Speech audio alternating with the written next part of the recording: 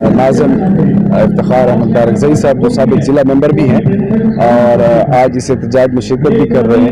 इफ्तिखार साहब ये बताइए, पूरा सूबे में एक बोर्ड होने जा रहा है, इदारे लाने के लिए बड़ी तकलीफ होती है, बड़ी मुश्किल से इदारे आते हैं और यही इदारे अगर वापस चले जाएं तो उससे भी ज़्यादा मसाइल और मुश्किलात होती हैं। पूरे सूबे के 7 के 8 बोर्ड हैं, तो क्या ये चले जाएंगे? बिस्मिल्लाहिर्रहमानिर्रहीम। रिजवान भाई, ये है तो बहुत अफसोस की बात हम सब के लिए।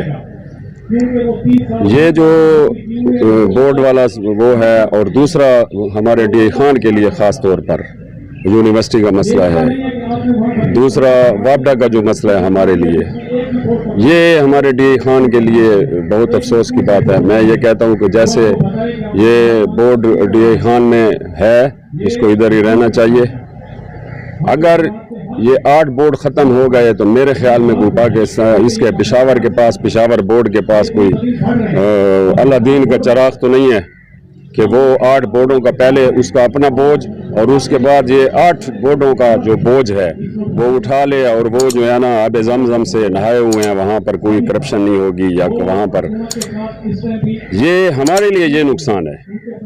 मैं ये कहता हूँ कि हमारे बच्चे बच्चियाँ, तो आपको याद हो मैंने सन 81 के 82 में मैंने मैट्रिक का इम्तिहान दिया था, जितने हम ख्वार होते थे वहाँ पर, अब भी यही सफ़र देख लें 7-8 घंटे का हो गया। और छोटे छोटे मसाइल हैं, बड़े मसाइल को छोड़ दें। छोटे छोटे मसाइल के लिए जब गरीब का बच्चा यहाँ से पेशावर जाएगा तो उसके पैसे भी लगेंगे, उनके दिहाड़ियाँ भी ज़ाया होंगी और ये नुकसान हमारे डी खान के लोग बागी होंगे।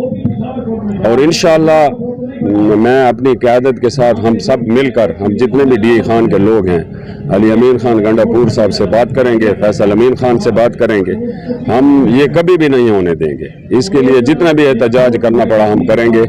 ये बोर्ड हमारे डी खान का है और यहाँ पर जल्द से जल्द जो है ना बिल्डिंग भी बननी चाहिए, क्योंकि और बिल्डिंग भी डी खान के अंदर होनी चाहिए, ये आसपास नहीं होनी चाहिए। मतलब ये ऐसे जगह पर हो जैसे हमारे इसकी ज़मीन खड़ी एग्रीकल्चर की, ज़रात की, यहाँ पर बोर्ड बनाए ना, ये खान सिटी के अंदर है तकरीबन।